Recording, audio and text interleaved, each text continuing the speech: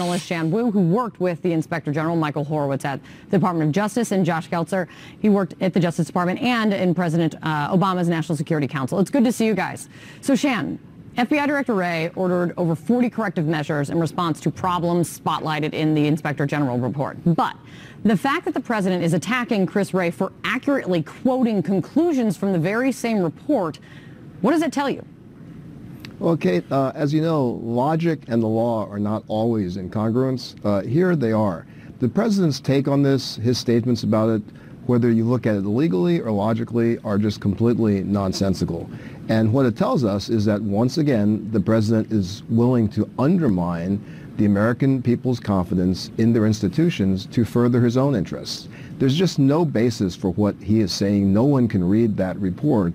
And I do know Michael Horowitz, worked with him, is very, very thorough. And as I would expect, the report is even-handed. It criticizes as well as vindicates. Yeah. Josh, let me play something else that the FBI director said in this new interview and then get your take on the other side.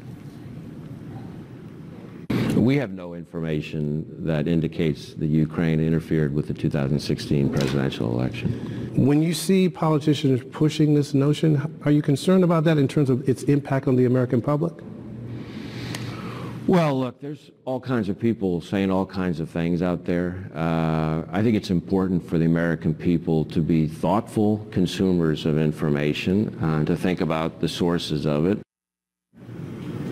Do not let the tone of what the FBI director say, lull you into not understanding that is very important, what he just said, Josh. Two things. First, he stands up to the president here in debunking once again the conspiracy theory about Ukraine in 2016, something other administration officials have refused to do. And secondly, right at the end, Chris Wray speaking out against disinformation. And everyone knows one source of that is President Trump. Wray doesn't mention him by name, but there's no way that Chris Wray doesn't know what he is saying there. What does that tell you? It tells me that he is aware that as 2020 and the election cycle heats up, disinformation this time is coming not just from outside the United States, but actually from within our country, from elected officials. And he's the FBI director. Part of his mandate, especially right now, is to protect the integrity of America's elections, the foundations of our democracy. And as he deals with a challenge that was hard enough in 2016, he's finding it even harder given the spread of disinformation by U.S. political actors.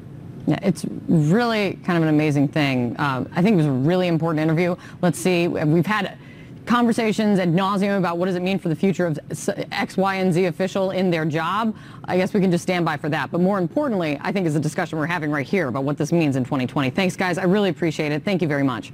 Still